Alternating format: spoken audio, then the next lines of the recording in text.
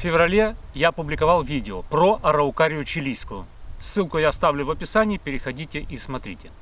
И вот в этом своем видео я сказал такую вещь. Размножать араукарию чилийскую можно черенками. Правда, я этого никогда не пробовал. Но мне очень повезло. Буквально в марте, прогуливаясь мимо своей знакомой араукарии, я увидел, что парковые работники наводят там какой-то порядок и в том числе обрезают мешающие какие-то ветки араукарии. Они лежали просто на газоне, я попросил работников, они так, ухмыльнувшись, дали мне эти обрезки.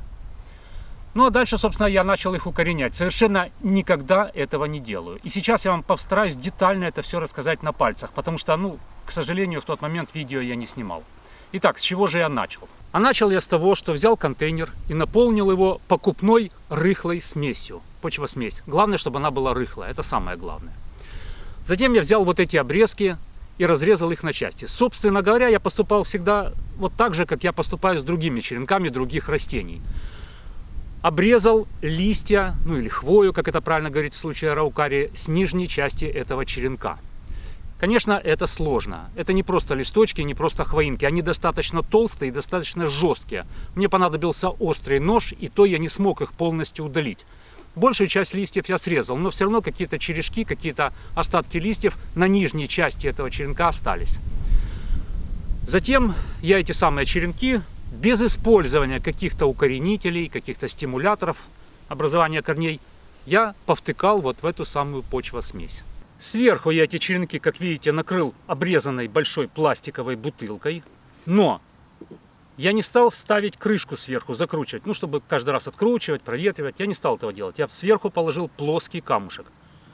Вот благодаря этому плоскому камушку проветривать мне не приходилось. Воздух туда через маленькие щели все-таки поступал, но при этом испарения влаги были минимальные.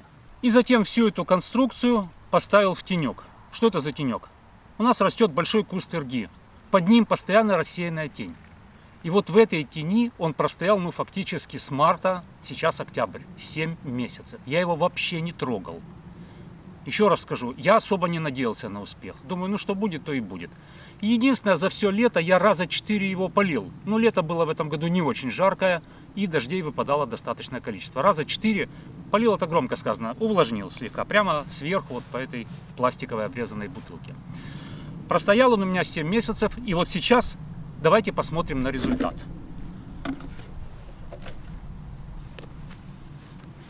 Видите, что у нас получилось? 2 черенка зеленых, а 2 черенка коричневых, мертвых, скорее всего. Почему так произошло? Почему 2 черенка засохли, а 2 черенка зелененькие стоят за эти 7 месяцев прошедших? Первое, о чем вы узнаете, когда будете пытаться понять, как укоренять араукарию чилийскую, все пишут, что ни в коем случае не пытайтесь укоренить серединные черенки, серединные части побега. Обязательно укореняйте именно верхушечные. Собственно говоря, так и произошло. Вот эти засохшие, это как раз именно серединные части. Они мертвые уже. За 7 месяцев они полностью высохли. Но вот эти зеленые, мне это внушает надежду. Если они за 7 месяцев не стали коричневыми, не засохли полностью, значит, скорее всего, они живые. Значит, скорее всего, у них есть корешки. А знаете что? Я готов пожертвовать одним черенком только для того, чтобы посмотреть, есть там корешки или нет. И показать вам, естественно. Чего же не сделаешь-то ради зрителей. Сухие вынимаем.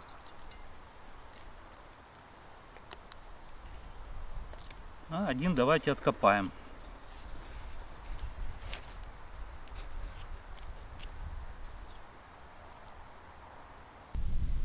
Ну и что мы видим?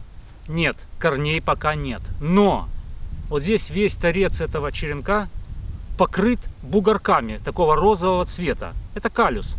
То есть вот это и есть будущие корешки.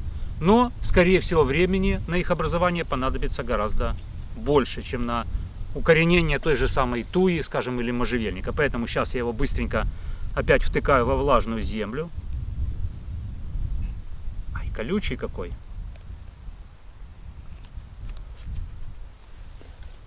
И снова накрываю вот этой самой пластиковой крышкой.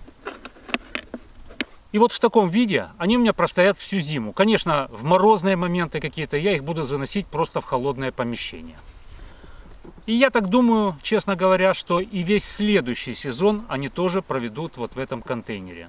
Видимо, араукария чилийская укореняется не так быстро, как, скажем, можжевельник или та же самая туя. Ну и в заключение хотел подчеркнуть два важных момента. Первый момент. Не пытайтесь укоренять серединные части побегов. Видите, это правило работает. Серединные части просто засыхают. Берите верхушечную часть побега, где есть точка роста. Тогда у вас есть шанс. Ну и второй момент. Ни в коем случае не призываю вас идти в парк где-то и срезать побеги араукарии чилийской. Нет.